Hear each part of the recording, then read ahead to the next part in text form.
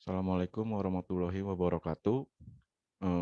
Saya dari perwakilan kelompok 5 akan mempresentasikan organisasi arsitektur komputer, yaitu tentang tugas presentasi hardware dan software.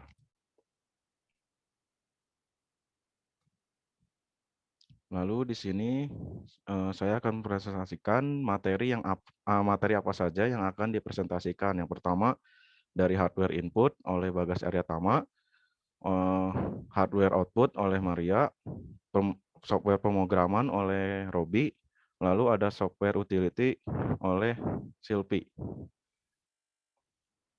Baik, yang pertama ada hardware input. Saya akan menjelaskan tentang pengertian hardware-nya dulu. Pengertian hardware, hardware adalah segala perangkat atau komponen komputer yang sifatnya dapat dilihat dengan mata dan dapat disentuh secara langsung. Dengan kata lain, hardware adalah komponen yang memiliki bentuk yang nyata. Lalu dari hardware itu sendiri ada jenisnya, yaitu hardware input dan output. Di sini saya akan menjelaskan tentang hardware input. Hardware input atau yang bisa disebut perangkat input adalah perangkat yang digunakan untuk memasukkan data ke komputer dan kemudian diproses oleh perangkat pemroses. Di sini banyak sekali contoh hardware input ini, diantaranya ada keyboard, ada numeric keypad, ada pointing device, ada remote control, ada joystick, ada touchscreen, ada scanner, ada graphic tablet, ada mikrofon, ada digital kamera, ada webcam, dan ada juga light pen. Di sini saya akan menjelaskan salah satu dari contoh hardware input itu sendiri, yaitu keyboard. Lalu bagaimana cara kerja keyboard? Ya, yang pertama saya akan menjelaskan itu apa itu keymatrix. Keymatrix adalah sebuah kisi rangkaian di bawah tombol-tombol keyboard. Di dalam keyboard itu tiap rangkaiannya terputus seperti bentuk saklar pada titik di bawah tiap tombol. Ketika kita menekan sebuah tombol, tombol tersebut menekan sebuah saklar, menjadikan rangkaian itu tersambung dan mengalirkan arus listrik melaluinya. Jika kita menekan lebih lama pada tombol tersebut, prosesor akan mengenalinya sama dengan menekan tombol tersebut berulang-ulang. Mungkin sekian dari penjelasan hardware input.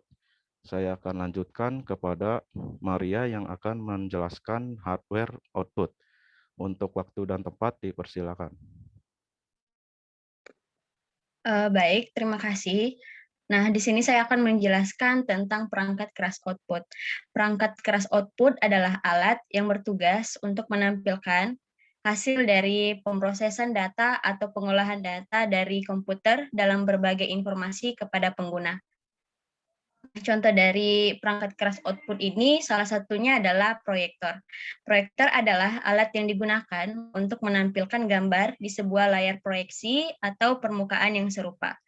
Nah, cara kerjanya adalah berdasarkan prinsip pembiasaan cahaya yang diperoleh dari panel liquid crystal display, dan panel ini terdiri dari 3 warna dasar yang biasa disebut RGB, yaitu singkatan dari red, green, and blue.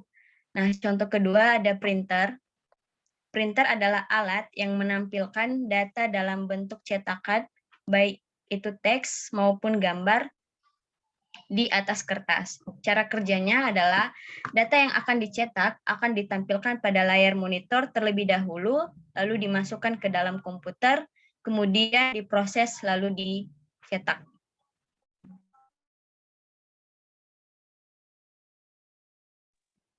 Dan saya akan melanjutkan materi perangkat lunak dari pemrograman yang bernama Java.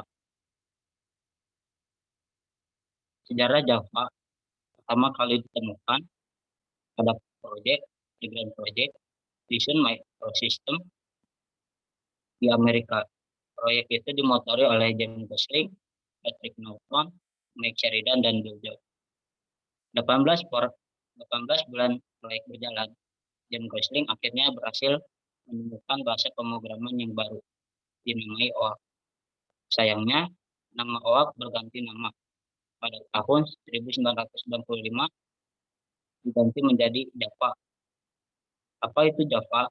Java adalah bahasa pemrograman yang biasa digunakan untuk mengembangkan bagian back-end dan front-end dari software, aplikasi Android, dan juga website. Cara kerja Java yang pertama, kode program dituliskan dan disimpan dalam file yang bertipe dari sebuah file yang biasanya dituliskan setelah nama dari file tersebut. Yang kedua, kemudian kode dikompilasi dan menghasilkan kode objek yang disebut bytecode. Yang ketiga, hasil kompilasi ini membuat file menyimpan perintah yang hanya dipahami oleh Java. Bytecode akan menerjemahkan baris demi baris yang hanya dilakukan saat program berjalan.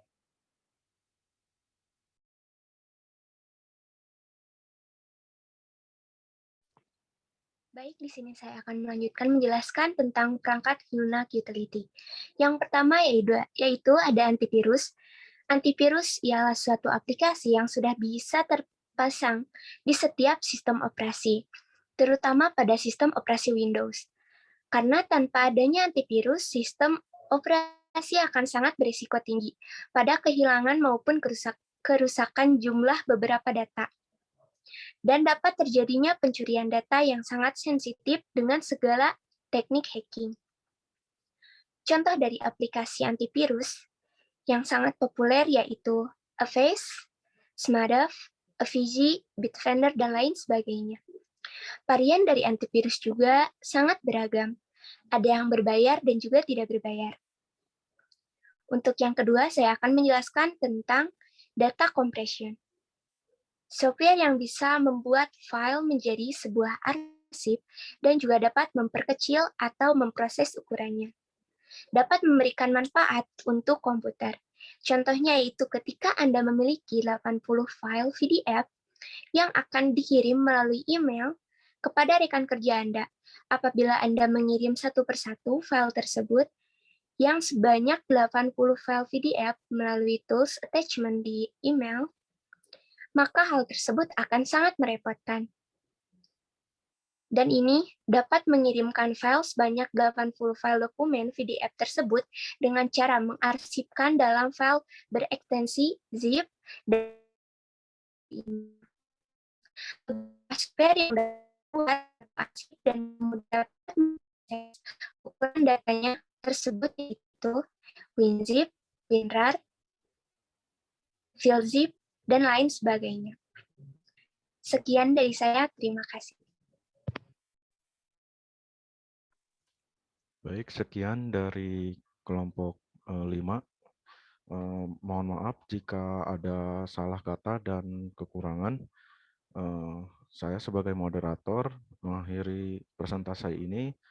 Wassalamualaikum warahmatullahi wabarakatuh.